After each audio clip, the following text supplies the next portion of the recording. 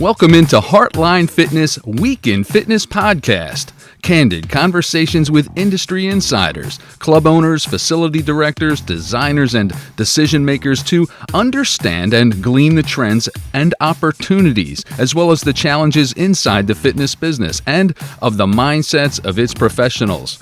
Brought to you in part by Heartline Fitness, creating exceptional fitness spaces and fitness equipment activated for lifestyles, and by the fine folks at Core Health and Fitness, offering a full family line of products from Star Trek and so much more. Welcome in and thanks for listening. Hello, everyone, and welcome into another episode of the Week in Fitness podcast, brought to you by Heartline Fitness and the fine folks at Core Health and Fitness.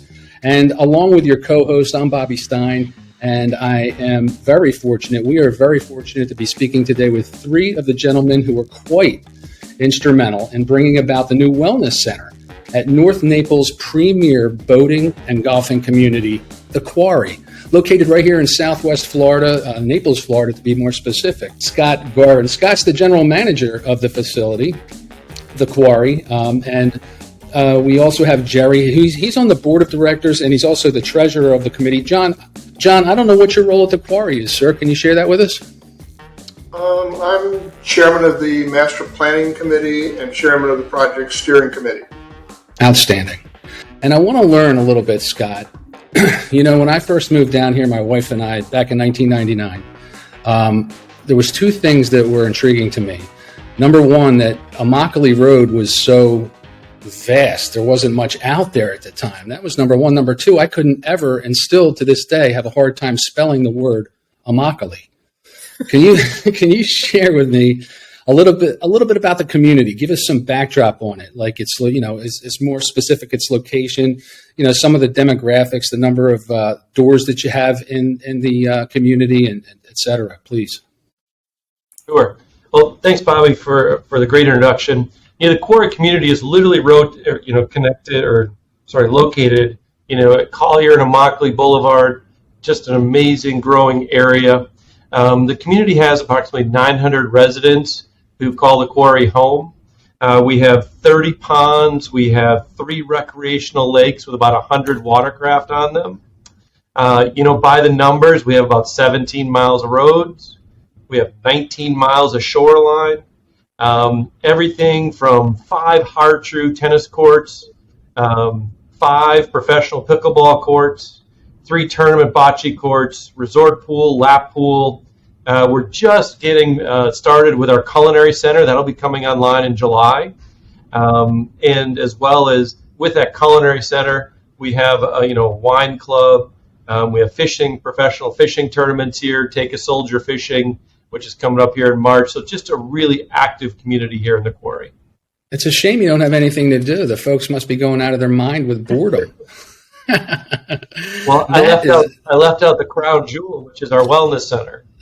Well, that's exactly. And let me ask you a question. I'm certain that you had at some point some sort of a fitness center or wellness center. What was the impetus, or what was the need or the reasoning behind going all in for this jewel that you speak of? Well, I'll take that one, Bobby. It's part of a whole master plan for the community.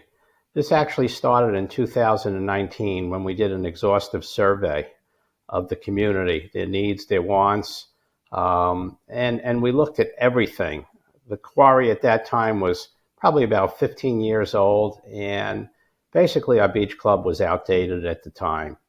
So we had an exhaustive survey, and the responses were the residents said our fitness center was outdated and too small for the size of the community, which is typical when you have developers trying to do the minimum amount and get by. Residents also requested a greater variety of equipment and there's more space for stretching and free weights. They also said, and this was interesting because I was looking at the survey before this, and they said they wanted, they said our gym that we had lacked a cool vibe that would make you want to spend time there. And, when we look at our wellness center today, I would say it has that cool vibe. And, I forgot about that feedback that we had. Yet here it is with the great job done by the committee and the architect. We satisfied that. The other thing is we had to appeal to future residents, and they seem to be getting younger and younger and more active. Yeah. And the onset of COVID just accelerated that. We have a lot more full-time residents working remotely here that are looking for state-of-the-art facilities. So the bottom line was our facility was too small, lacked the proper equipment and services, and just wouldn't be as attractive as it needed to be to prospective home buyers. So thankfully, we believe we solved those problems. Yeah, I agree with you regarding the demographic. When I got down, like I said, not to date myself or be redundant, back in 1999, I think the median age was 58 or something like that, which is, and it's really come down. In fact, the community that I live in, it started out as a retirement or an over 55 community. And when the 06-07 recession hit, sales really slowed, so they had to open it up for everybody. And subsequently, my neighborhood is revitalized. So, yeah, I see that having an eye for the future and the work from home demographic was a wise one. John, can you tell me the Wellness Center, that wasn't the only thing that was updated or improved upon. Can you give us some additional amenities that were voted through and maybe walk us through the process of that ever cumbersome or arduous could be process of selling or getting everybody together on the same page with such a sizable renovation? Yeah. I mean, as Jerry said, it started out with this strategic initiative. We broke into different committees. The first committee I led was a sports committee, and we studied and looked at it and tried to make a recommendation back to our board. And what was interesting in that, one of the things that, coming from a corporate background, I wanted our committee to go out and get informed. So we went and looked at all the communities, I think 26 in total. We went and looked at them. We looked at what they had in sports. We looked at what they were doing. We did, analytical analysis of how many doors to how many square feet to how many courts, et cetera. So we figured out and made a recommendation. When we got done with those different strategic initiatives, the different committees, some did beach club, which is our fine dining. Some did lakes, some did sports. But we broke into all these committees. We came to the conclusion it wasn't very effective to go forward with. We formed what we call a master planning committee, which we, under Jerry's leadership, he tried to help us pick the best committee members we could, the ones that had performed well in the initials. And I was asked to lead the master planning committee. It was a same sort of process. We came together as a group. We looked at what we had. We looked at what we had learned. And we went out again and studied every aspect about, because the beach club, we really hadn't looked at yet. The other committees didn't do it the way the sports committee did. So we went back out again. At the end of the day, we came back with good analytics and what we needed, how many square feet. And we found a good architect. We engaged a good engineering or construction firm to help us. Yeah. Because it's not so simple. You look at this thing and say, okay, we need bigger this, we need that. We need professionals too. So one of our very first processes was to bring in our professionals. We partnered with an architectural firm and a local construction manager. They've been with us since the very beginning and really helped us build a cohesive plan of what became the new beach club. Did you come up with like an average of how many square foot per resident for fitness centers? I don't remember the number off the top of my head. Honestly, I don't. I know before. He doesn't remember. John doesn't remember the number because he had so many numbers. Yeah. He did have, whether it's tennis courts or doors per tennis court or pickleball court or bocce or, how many square feet per door for fitness centers. But he had every number, and we are so thankful we had John leading the effort, because when the residents challenged us, you're spending a lot of their money. It's other people's money that we're using, and we have to be the stewards of it. And we had backups, because the other part of the process John didn't mention was John led. We literally had to do 56 Zoom meetings with our community, because this was during COVID. We could not have any in-person meetings. Many people were up north or wherever they live. And so these Zoom meetings were going on during the day, during the evening, weekends, to get everybody familiar what it was, so we could get the necessary vote, which was 67% of the community, which we had heard most communities fail on the first vote. We could not afford to fail. Yeah. How did you do with that? Did you? Jerry's right. I think success in this whole thing was once we started to put together a plan was engaging the community, getting feedback, the whole process, the whole way through. No surprises. We wanted to be an open forum. And, at first, one of the big things, we had this little fitness center, and everybody thought it as us as a fitness center and couldn't grasp the concept around wellness. And what we had learned from visiting the other communities, the direction was wellness. And so you started to see beyond just a gym, you started to see all the elements of what wellness could be. Today, I had physical therapy at our wellness center. We also have, massage at our wellness center. We got a mind and body studio at our wellness center. So it became much more than just a simple gym. And in fact, we're using it for HOA meetings on certain days. It's a multi-purpose facility that serves our community. So selling the concept, letting our homeowners engage was really, really important in those. And Jerry was there with me on every one of those 56 meetings. So, John, my office is upstairs. I thought I heard someone screaming from downstairs during physical therapy. I guess I know who that was now. Was that me? John, let me ask you this. I mean, I remember back about, 10, 12 years. I'm not sure how long you've been involved in the sport, but pickleball was kind of on the surge, on the rise. That had to be a big consideration, right, guys, in terms of your planning to accommodate for that sport? Yeah. At the time we did it, we have a very good tennis program here in the Quarry. But as we looked towards trends and numbers, we realized that we probably had enough courts. We looked at pickleball. We had put 2 new courts in 2016. It sort of whetted the appetite, but we realized they weren't built very well, and they really didn't promote what the program could and should be. Based on our ratios and numbers, our ideal number would have been 6, but we couldn't fit it in, so thus we have 5. But 5 has proven to keep them busy every single day. We were shocked this summer to see on a Saturday, Sunday, Tuesday, the courts, all 5 would be filled. So definitely a big consideration was solving that problem. Just to add on pickleball, it is amazing because we have the same number of tennis courts, and usually they don't go in the late afternoon or evening. And, of course, we have lighted courts.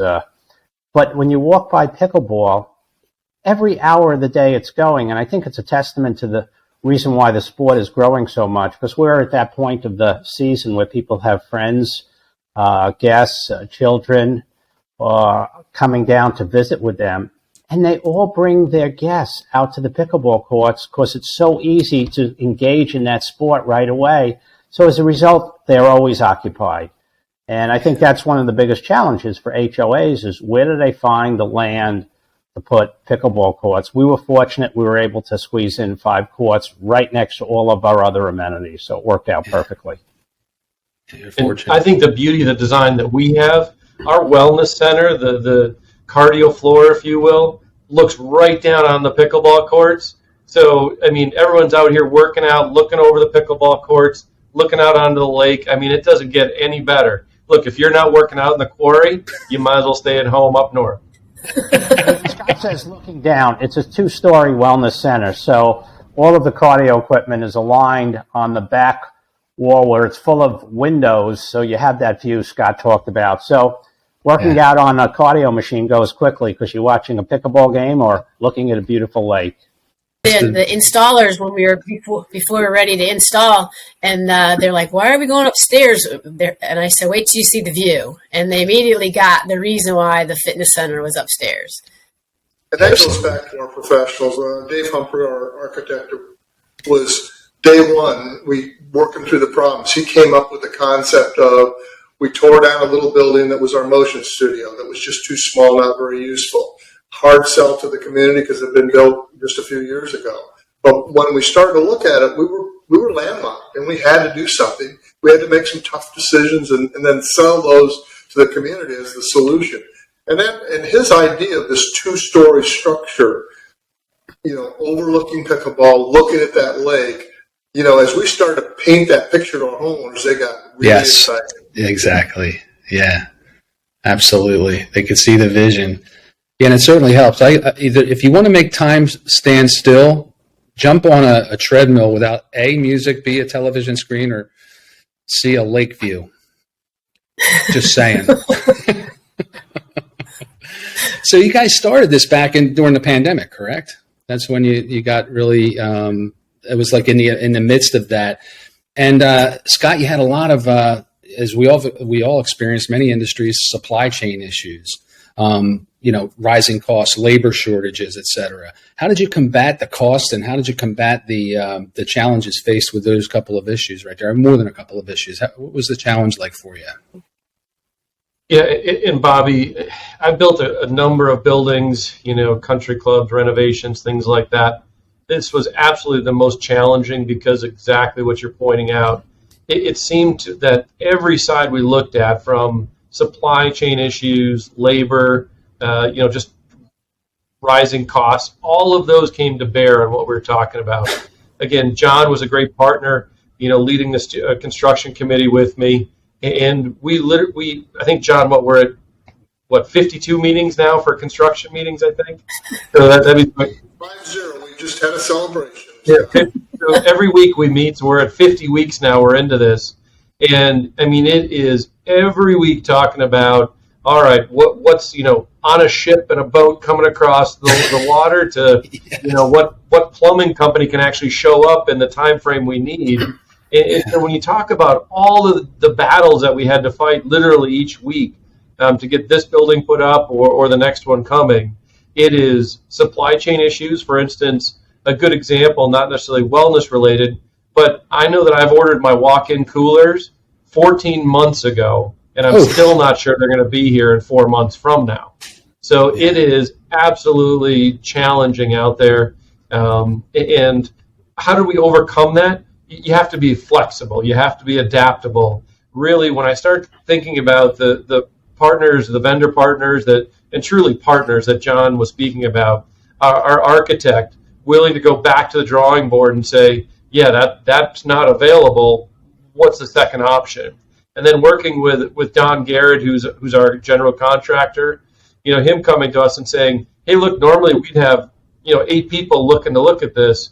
We got 2 that can meet your timeline and your typically it's time, it's budget, or it's quality. Those are the 3 things we look for, and you start to balance what 2 do you want the most? Right. Pick 2.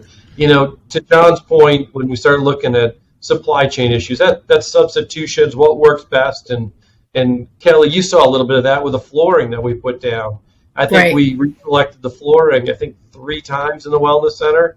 And it turned out great, don't get me wrong, and you'd never know that unless you're a part of the construction committee. Rising costs. It is a battle. Admittedly, our community had to go back and ask for more money. It was not a pleasant thing to do, but the committee, the steering committee, the board really felt strongly that in order to do the project correct the first time and make sure that the homeowners really enjoyed what the final product was, we needed some extra money to complete it. So, what Scott's saying, we had a project steering committee that Scott's a member of, Jerry's a member of, and one of the things we faced is, what are we going to do with the schedule? That was tough. What are we going to do with the costs? And costs, we did 2 things. One that Scott was describing is we value engineered this project. We went back to our professionals, got help. We took about 10% of the costs out of the wellness center from where it initially came in to when we finally built it, and basically bought it in with just a few percentage over budget. I think 4 or 5. So it really, the VE worked there, and we used it throughout this project. We continue to use it. Every week we talk about ideas to save some money here and there, and it does add up. But these are team efforts. This is a team effort from a supportive board of directors, supportive homeowners, good communications, and just a lot of, good people. We couldn't have done it without Scott's leadership in the day-to-day stuff. There is so much day-to-day that, he deals with that I don't see just because I'm busy with the other end of it. It's a team. Sure. And John, to your point, And Kelly, I'll say this even if you weren't on the call, I think Heartline really did a great job because we said we would want the equipment about 6 months prior to when we actually had delivery. At one point, we were going to lift it through a window on a forklift to get it up here. It turned out they put it in an elevator, hauled it up the stairs, and got it in here. I mean, that was a huge effort on their part. And really, I'm not joking, Kelly. I think we changed the delivery date on you about 20 times. So Right. you guys were really accommodating to get that done. But as much as you did that, there's 3, 4, or 5 other vendor partners that we've worked with have done the same as far as being flexible. That's good relationships right there. That speaks volumes. And, it's tough to value engineer anything amidst the rising cost scenario and supply issues that you were all faced with. So, but at the end of the day, the homeowners must be ecstatic and beside themselves to see that, there was quite a few eggs to be broken to make the omelet. And I'm sure that the team effort definitely paid off. Jerry, with any sizable investment, there's always the bidding process, right? What factors put Heartline Fitness into the running or to the consideration to be awarded such an awesome opportunity? Can you share that with us? Aside from Kelly, who was great. Notwithstanding. We evaluated proposals from a number of companies, but they all seem to kind of try to steer us in one equipment direction that they might have had a relationship with.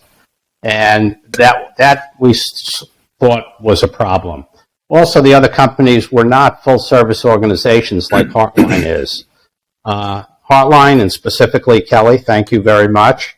They took the time to show us other facilities, explain equipment options in much greater detail, and then go the extra by helping us with the floor plan. We knew how many square feet were going to be on each floor of the wellness center, but Kelly and her team helped us lay out exactly what that floor plan would be, where the walls would be.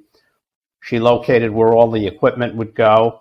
And so that was a great, great help to us to visualize and allow the dream to come true. Also, we know Heartline does ongoing maintenance services. So, we saw it as, from soup to nuts, from planning to making sure it gets installed right, to then maintaining the equipment. We didn't see any other companies that could do the job that Heartline did. And so we're very happy with that. Since it's opened, and, you'll probably ask us about this, the real testament to how it went, it's been open for, a little over a month now, John. And we've gotten rave reviews, and it just wouldn't be possible without the partnership with Kelly and Heartline and her team. So thank you, Kelly.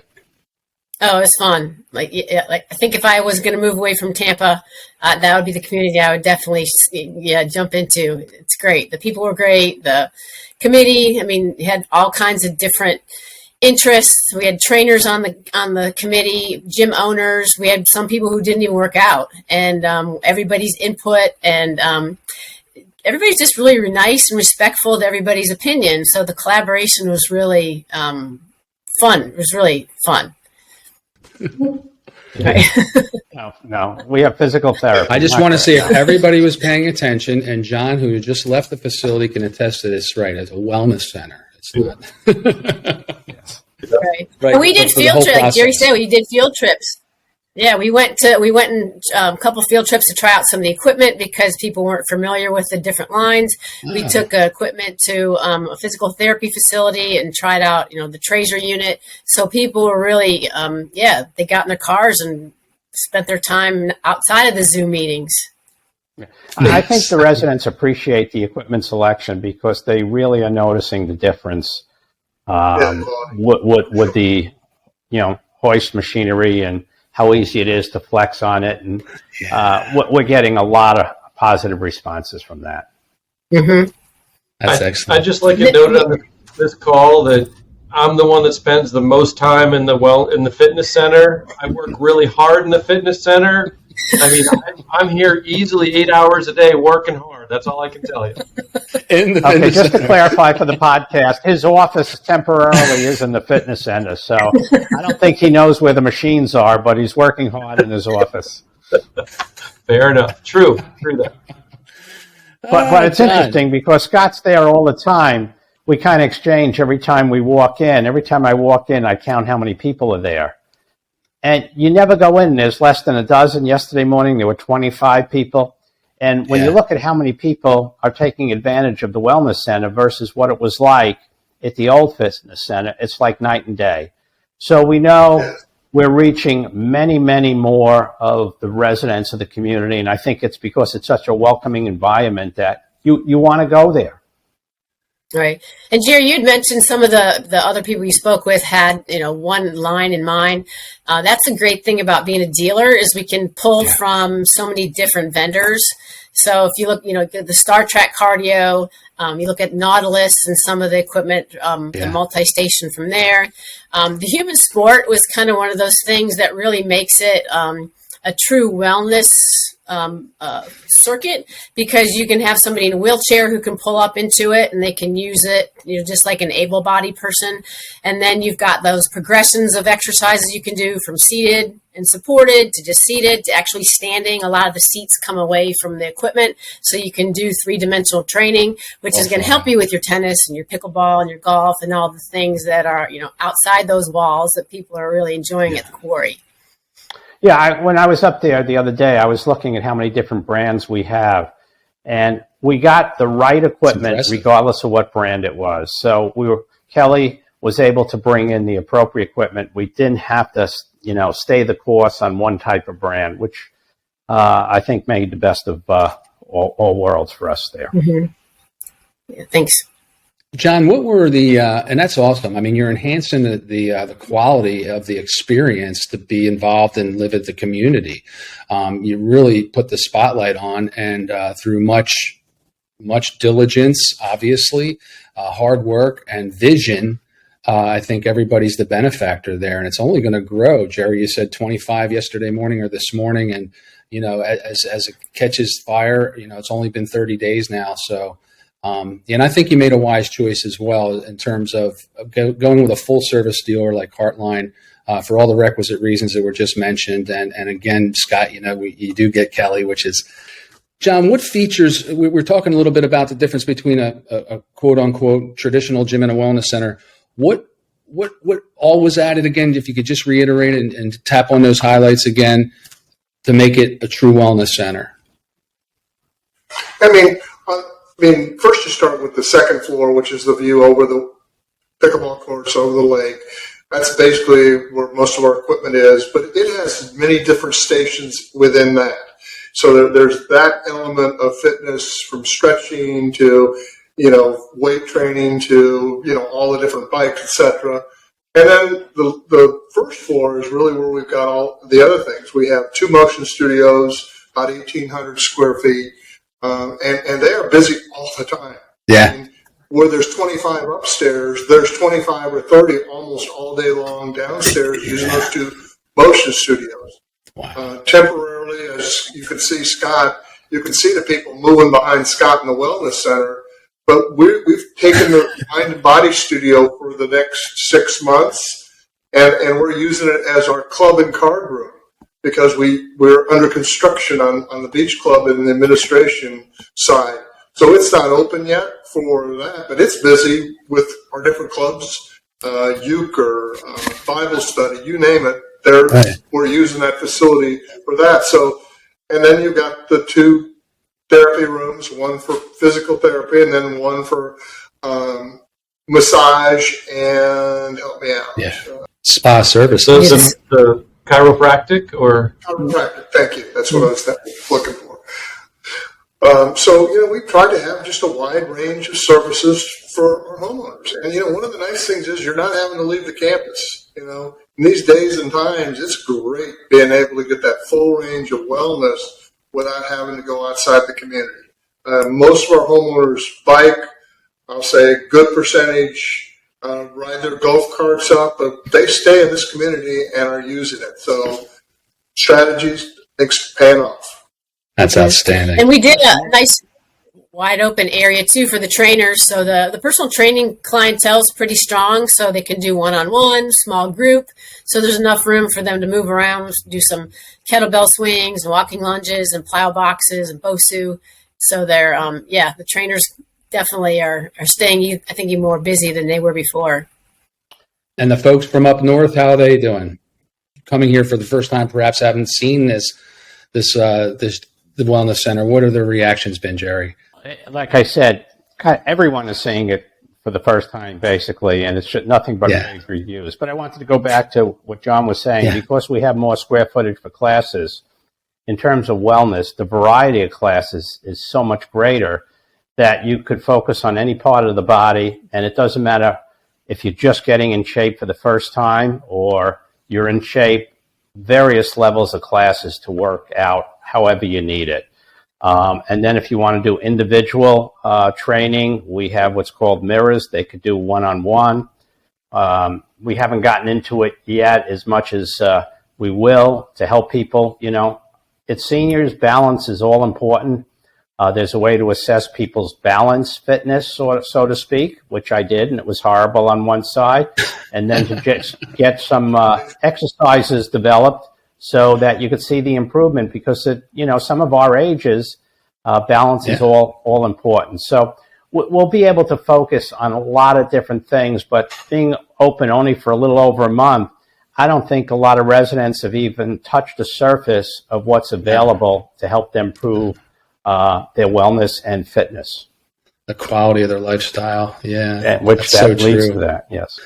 Well, guys, once again, I want to say thank you for joining the Week in Fitness podcast and taking your time out of your busy schedules. You know, I knew you were busy, but geez, 56 and 50 Zoom calls respectively, field trips and rising costs and overcoming and seeing the vision come to fruition has been quite the journey. So with all that, you don't look real exhausted, though. You all look resilient.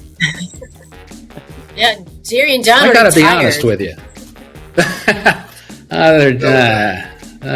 We looked a lot younger when we started. And Scott's got the ultimate view right now. Whenever he's working out, whether he's working in the fitness center. So Yes. That's true.